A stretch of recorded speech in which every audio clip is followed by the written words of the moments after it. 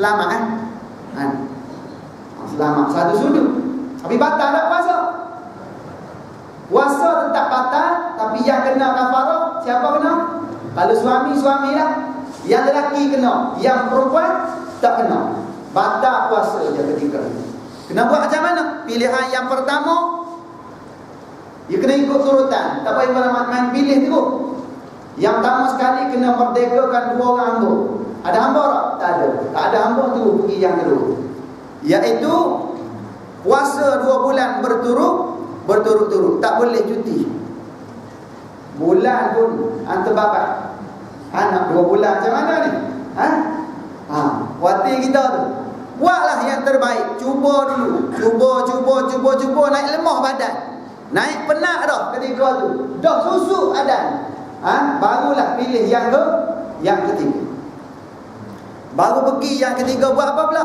Bagi makan 60 orang fakir miskin dengan makanan ruji tempatan, bagi secupak seorang. Berat.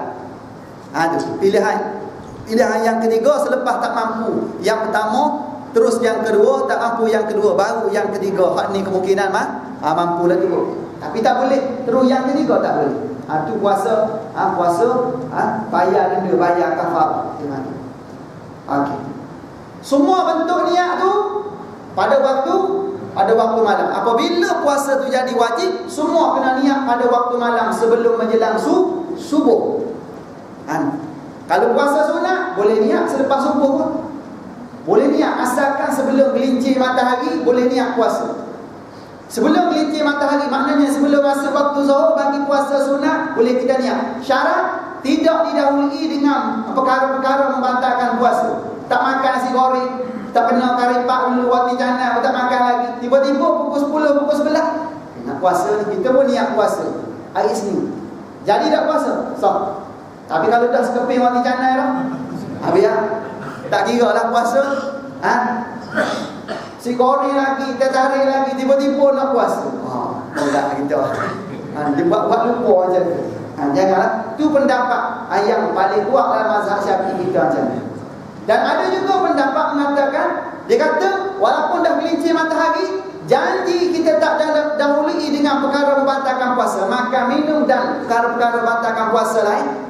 Walaupun dah gelincir matahari, boleh niat lagi, dia kata. Ada macam ni. Tapi itu pendapat lemah ada. Hak kuatnya, sebelum gelincir matahari dan tidak didahului oleh mana-mana perkara membatalkan puasa. Kena buat macam ni. Okey, niat puasa. Sebab kalau kita tak niat, sia-sia amalan kita. Sekalipun kita tahan diri, tak dapat pahala. Sekalipun dalam bulan Ramadan ini kita lupa nak niat pada waktu malam, maka boleh makanlah kita? Tak boleh. Tak boleh juga. Kerana bulan ni, bulan kita kena imsak pada waktu siang hari. Sekalipun tidak puasa, sekalipun dah batal puasa, kena imsak tak? Kita kena imsak juga, kena tahan diri juga. Tak boleh semena-mena sana sini makan minum, tak boleh. Maknanya kena niat bagi betul lah. Innamal a'malu binniyat wa innama likulli imri'in ma nawa. Nabi dah bagi tahu setiap amalan kita tu berdasarkan pada niat kita. Kalau kita niat lillahi ta'ala, niat puasa Ramadan, maka dapatlah puasa Ramadan kita kerana Allah Ta'ala. Tapi kalau kita niat kerana benda lain, maka dapat yang kita niat tu. Wa innama likulli imri'in ma nawa. Hanya saja bagi setiap seseorang itu apa yang dia niat. Maka kita niat benda. Kalau kita niat puasa fardu di dalam bulan Ramadan ini, maka dapatlah puasa fardu dalam bulan Ramadan ini. Okey, itu yang kedua. Kalau masuk waktu nanti ada buat isyarat seorang. Saya tak tahu pukul berapa masuk waktu. Ada bunyi? Ada bunyi tak? Okay. Yang ketiga, semata-mata kerana Allah dan ikhlas ketika berpuasa, juga untuk memohon keampunan dan keredaan. Kita dalam bulan Ramadan ni, kita kena buat lillahi ta'ala. Sebab tu disebut oleh para ulama, saya lupa ni hadis ke kata-kata ulama. Kalau tak silap saya, ini kata-kata para ulama. Dia kata kun rabbaniyan wala takun ramadaniyan. Jadilah kamu hamba yang rabbani, hamba yang beribadah yang tidak terhenti ibadahnya kerana bulan-bulan tertentu, hari-hari tertentu sahaja. Bahkan dia buat lillahi ta'ala. Sebelum Ramadan dia dah baca Quran, sebelum Ramadan dia datang surau, sebelum Ramadan dia dah bagi sedekah, sebelum Ramadan dia dah buat terbaik lillahi ta'ala. Masuk Ramadan dia buat lagi baik daripada sebelum Ramadan. Kerana tawarannya lagi hebat. Pahala fardu naik level 70 kali ganda, bahkan lebih pada sisi Allah. Yang sunat naik pahala naik kepada pahala fardu. Ada pada bulan lain tak? Kala ni tak sama dengan bulan-bulan lain. Maka dia rebut. Selepas Ramadan, hamba yang Rabbani selepas Ramadan dia lebih hebat daripada sebelum Ramadan. Itu hamba yang Rabbani. Manakala hamba awala takun ramadaniyan, dan jangan kamu jadi hamba Ramadan. Hamba Ramadan ni macam mana? Dia hanya ibadah pada bulan Ramadan. Dia baca Quran dalam bulan Ramadan. Dia datang surau, datang masjid dalam bulan Ramadan. Semua dia buat tumpu dalam bulan Ramadan. Habis bulan Ramadan, dia pun habis juga. Sebab tu insya-Allah tak berlaku pada kita untuk tahun ini, insya-Allah. Ni bagi tahu awal ni. Bagi tahu awak supaya tak kena pada kita. Selepas Ramadan kita lah orangnya. Sebelum Ramadan kita lah orangnya. Dalam Ramadan kita orangnya. Selepas Ramadan kita tetap memperhambakan diri pada Allah walaupun Ramadan telah melakukan tirak. Kita nak macam ni. Dalam Ramadan hebat dengan qiyamul lail, baca Quran berjemaah di masjid 5 waktu sehari semalam. Di surau 5 waktu sehari semalam. Lepas Ramadan kita kena terus juga. Tapi kalau terhenti, maka itu bukan hamba Allah, semata-mata hamba Allah, tetapi hamba kepada Ramadan. Maknanya barang siapa yang ibadahnya kerana Ramadan, maka Ramadan akan melakukan tirai. 29 hari tahun ni kan. Habis 29 hari, habis juga. Jangan buat macam tu. Kerana apa? Kerana kita ni hamba Allah, maka ikhlaskanlah niat kita untuk Allah Subhanahu wa taala. Perhebatkan amal kita dalam bulan Ramadan ini. Moga-moga keberkatannya menjalar kepada bulan-bulan yang lain. Okey, seterusnya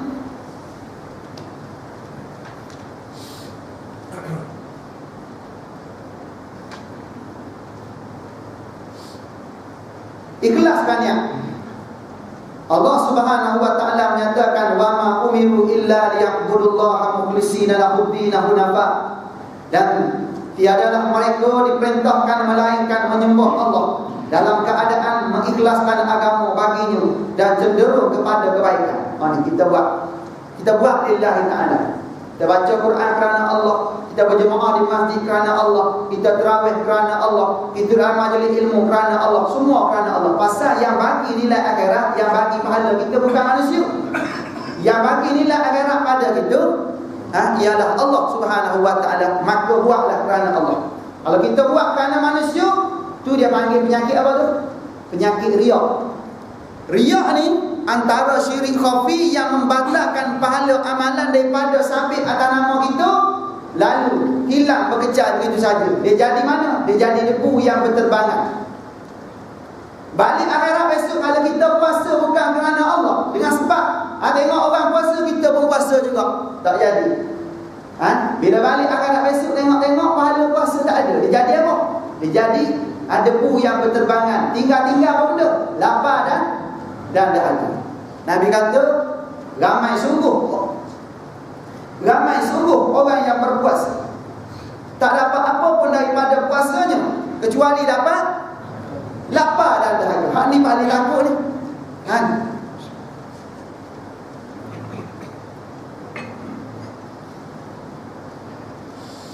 Paling kita takut bila mana kita beramal, di sebalik amalan kita tadi tidak mendatangkan apa-apa dari kita. Kalau kita buat kerja urusan dunia, kita keluar pada waktu pagi, jalan jam kan. Balik waktu petang, jam lagi. Jalan jam lagi. Pagi esok tak pergi tak? Malah pergi lah pasal jalan jam. Ada orang macam tu? Tak ada. Semua orang pakat pergi. Bangun pagi jalan jam ke, hujan ke, ribut ke, semua dia pergi. Pagi, petang jalan jam nak balik. Adakah dia tidur di pejabat? Tak. Dia redah juga jalan jam tadi. Pasal dia nampak di rumah sana ada anak, ada isteri, ada tanggungjawab.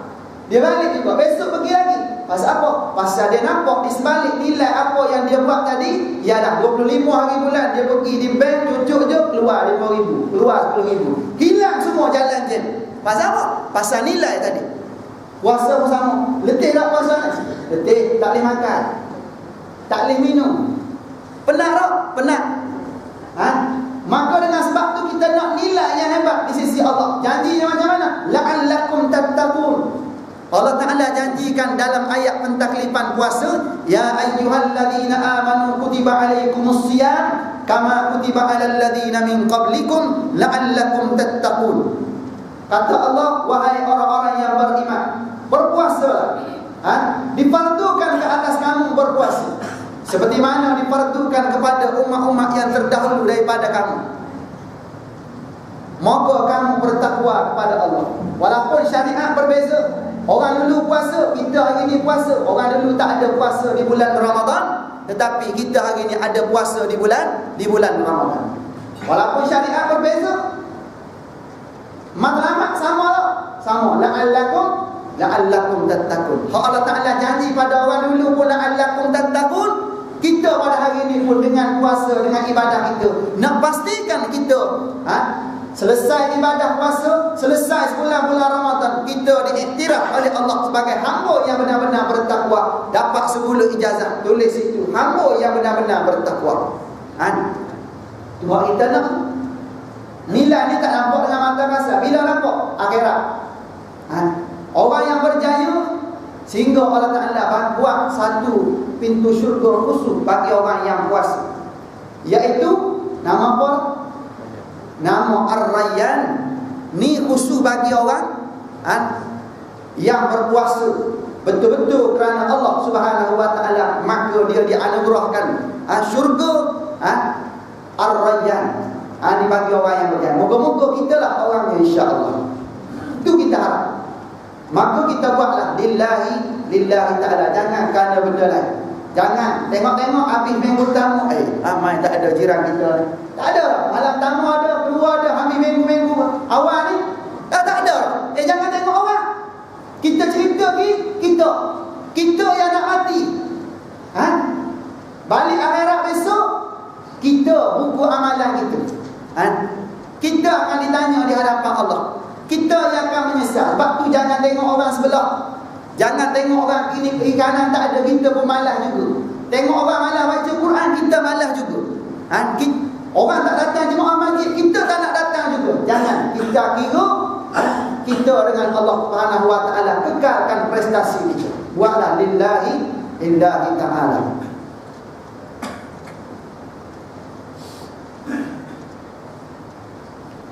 Okay, seterusnya Nabi SAW bersabda, la yasumu 'abdun fi sabilillah illa ba'adallahu bidzalikal yawm an-nar an wajhihi 70 qarifan.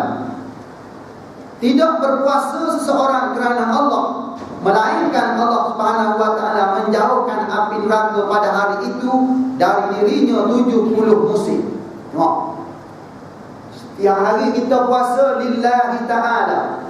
Penat ke, letih ke, kita tetap puasa juga lillahi ta'ala. Sehari kita berpuasa tu Allah Ta'ala jauhkan kita daripada azab neraka 70 musim. 70 musim. Di negara kita ni berapa musim ada dia? 2 musim. Musim apa? Musim panas dan hujan. Macam tu saya pun tak tahu. 70 musim. Berapa puluh tahun tu? Sehari berpuasa lillahi ta'ala 70 musim Allah Ta'ala jauhkan kita daripada azab neraka. Maka sebab tu lillahi ta'ala lah kita. Jangan buat kerana benda lain. Maknanya kalau kita betul lillahi ta'ala, maka kita kena pegang satu hadis lagi. Nabi bagi tahu dalam satu riwayat muttafaqun alaih, riwayat Bukhari dan Muslim, Nabi kata, man sama ramadhana imanan wa ihtisaban ghufira lahu ma taqaddama min dhanbi. Ini kita nak bila kita puasa ambil hadis ni. Nabi kata, barang siapa yang berpuasa di bulan Ramadan dalam keadaan dia benar-benar beriman kepada Allah. Dalam keadaan pasal apa puasa? Pasal saya beriman kepada Allah. Bukan kerana orang puasa. Dengan sebab ini perintah Allah, maka dia berpuasa. Dan pada masa yang sama, wahtisaban, dalam keadaan dia beriman dan dalam keadaan dia mengharapkan redha Allah, dalam keadaan dia mengharapkan balasan yang baik daripada Allah Subhanahu wa taala. Maka kata Nabi, ghufira lahu ma taqaddama min dhanbi, nescaya Allah taala akan ampunkan dosa-dosanya yang telah lalu. Bulan ini bulan Allah taala nak ampun dosa kita. Syarat betul-betul beriman, syarat betul-betul kita ikhlaskan diri kita, syarat kita betul-betul mengharapkan redha Allah Subhanahu wa taala pada kita. Insya-Allah Allah taala akan bagi pada kita. Dan seterusnya, bila mana kita berpuasa di siang hari, jangan kita ingat cukup puasa kita tu dengan sekadar tidak makan, tidak minum dan tidak melakukan perkara membatalkan puasa yang lain. Nasihat daripada Al-Imam Hujjatul Islam Abu Hamid Al-Ghazali dalam kitab Bidayatul Hidayah, dalam kitab ni ada tangan saya. Kata Imam Ghazali, jangan kamu menyangka cukup amal ibadah puasa kamu dengan sekadar tinggal makan, tinggal minum dan tinggal jima dan melakukan perkara membatalkan puasa yang lain. Bahkan puasa itu lebih besar daripada itu, lebih luas daripada itu, kata Imam Ghazali. Macam mana tu? Tak cukup dengan tinggal makan ini, tak cukup dengan sekadar jaga puasa kita daripada terbatal semata-mata. Kena jaga lebih pada itu, kata Imam Ghazali. Kena buat macam mana? Bahkan semua sekali daripada anggota kita, semua kena puasa.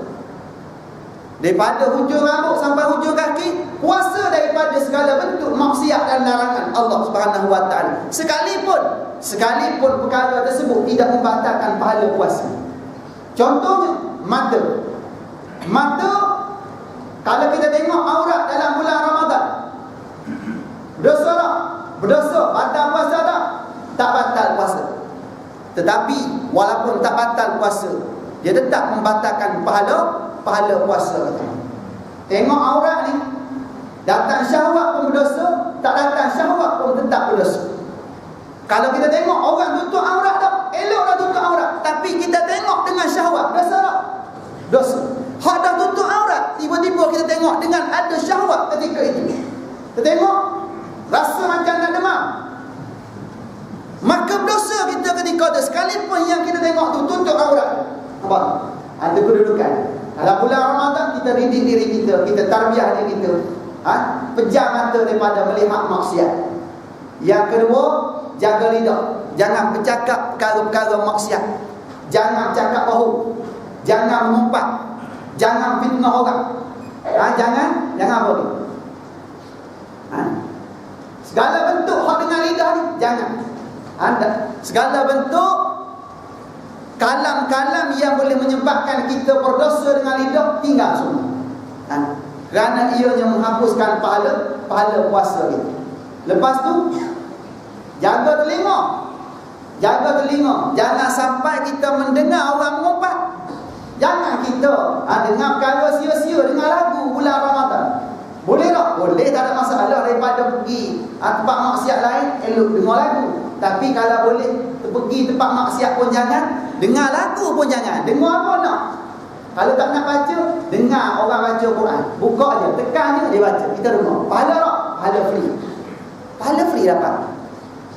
Kosong-kosong kita buat dalam keadaan kita dapat pahala.